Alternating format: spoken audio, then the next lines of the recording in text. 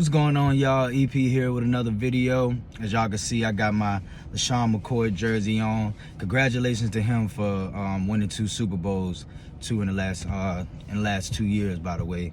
One of my favorite running backs of all time. One of my favorite running backs, of course, for the Eagles. Pretty heartbroken when Chip traded that man away. That hurt. That kind of hurt my feelings a little bit. But anyway. Let me talk about Desean Jackson real quick. One of the best wide receivers of all time for the Philadelphia Eagles. One of the best deep threats of all time. And I was happy to see him come back, but I was just really disappointed with how, he just couldn't stay on the field. It was like when he's on the field, bombs away and then, he's hurt after that. But I wish him nothing but the best. Hopefully he can go somewhere and win him a Super Bowl like McCoy did, and maybe he go to Kansas City. You never know. He might sneak over there with Pat Mahomes and Andy Reid, or maybe he go back to Tampa Bay. Go get one with Tom. Who knows? But congratulations to him.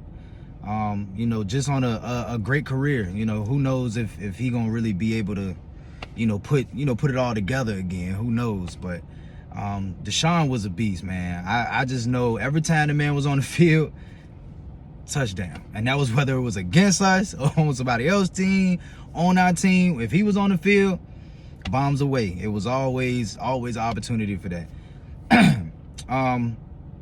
Also, we released we released Alshon as well. For me, I liked Alshon, but one thing about it, I don't like how, and if this is actually true. I remember it was speculation. We don't know if the reports were real or not, but he was talking bad about Carson and all that stuff. Look, for all the receivers, all the quarterbacks, man, y'all on the team. Y'all need to keep that in-house. You know what I'm saying? We understand that things can get hectic. It's 52 grown men in there, plus the practice squad, so it's even more. So we understand everybody's not gonna like it. Everybody's not gonna get along. We get all of that. But at the same time, it's a job. So it's almost in a sense, you gotta stay professional. But one thing I can say about Alshon, when he wanted to play, he could ball. That's one thing, hands down. When Alshon wanted to play, when he was out there, he get the job done. Jump balls. Most of the time it really was a jump ball. That's all I can can really remember. A couple slants here and there. He's not really that fast of a guy. But, I think that we definitely got to get a man credit. We definitely got to give him credit for helping us get our first Super Bowl. Because without him, that doesn't happen. Without Ertz, that doesn't happen. Without Nelson Aguilar, it does not happen. So hey,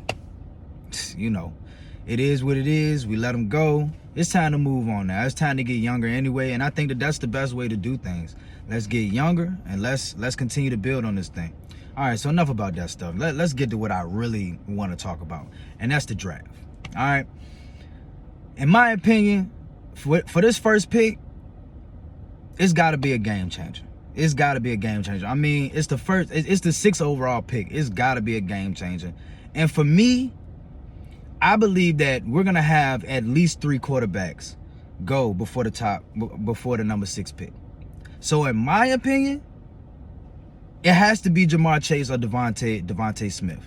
And if it's not one of those, then you pick up the left tackle and Penny Sewell. I think that that's his name. And the reason I'm saying that is because that's probably what the Eagles would do. If that left tackle is right there, I bet my bottom dollar. I'll bet it all. I'm telling you right now, they're gonna pick that left tackle.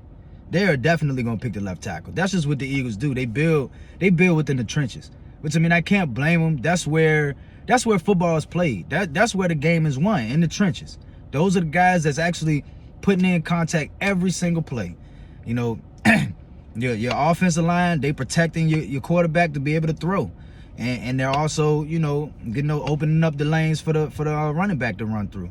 And then as far as your defensive line, they're in charge of getting pressure on the quarterback. So all of that stuff goes hand in hand. So, we've always built through the trenches.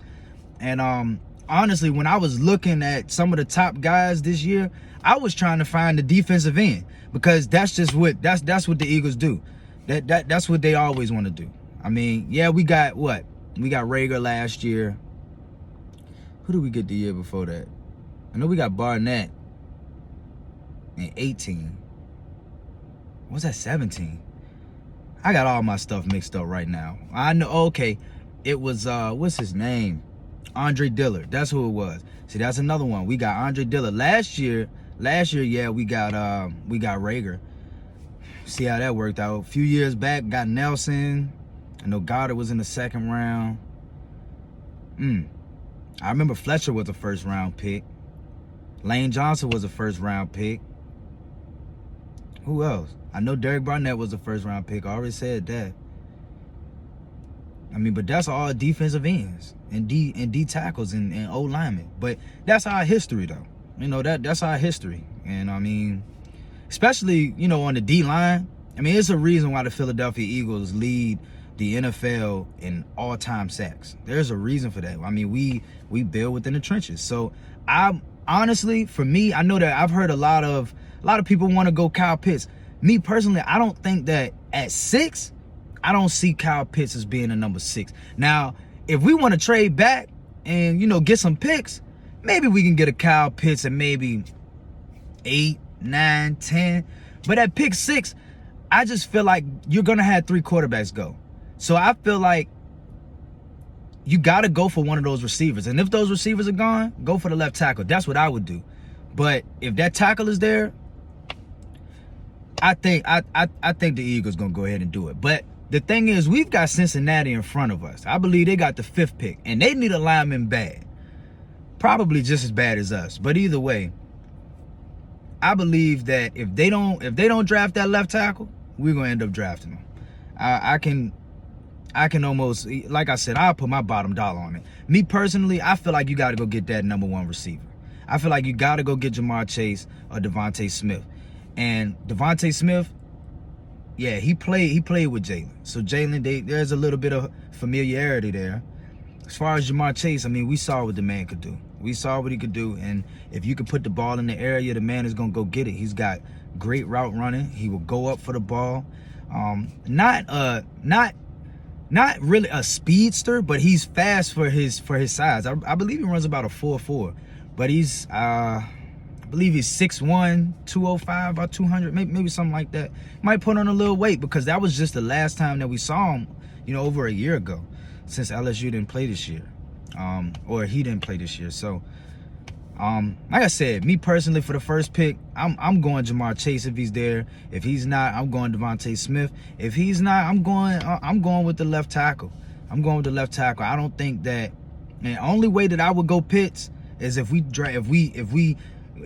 go ahead and trade back a few spots, and then we can go ahead and get him, because we know for sure that a Devontae Smith and a Jamar Chase will be gone.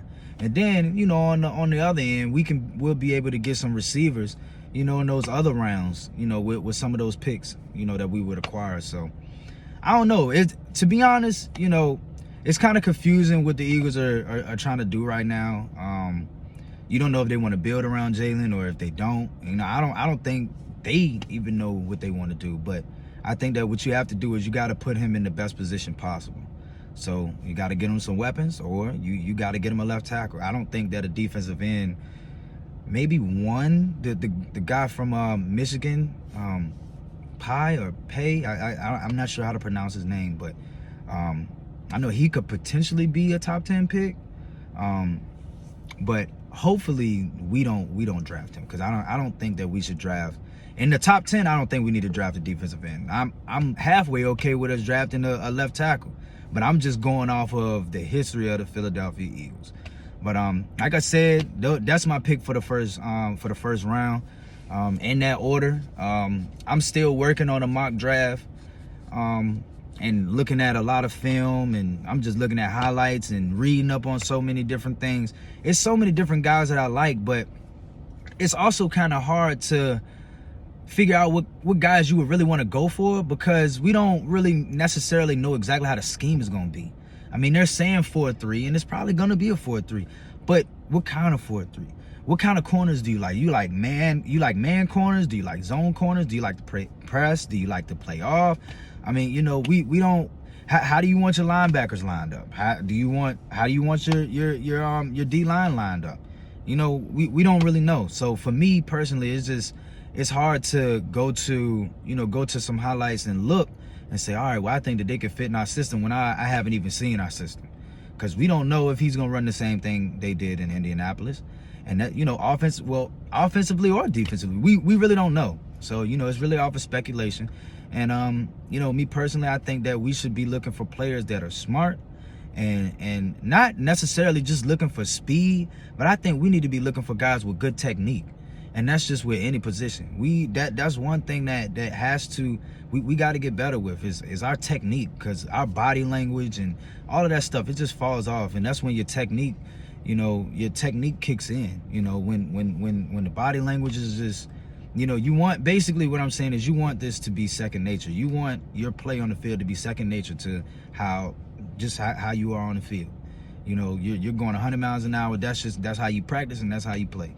And hopefully, you know, what Nick Sirianni was talking about, he was saying we're gonna have systems in place to make things easier. Hopefully that all works, and hopefully it's not easy enough for the defense to understand.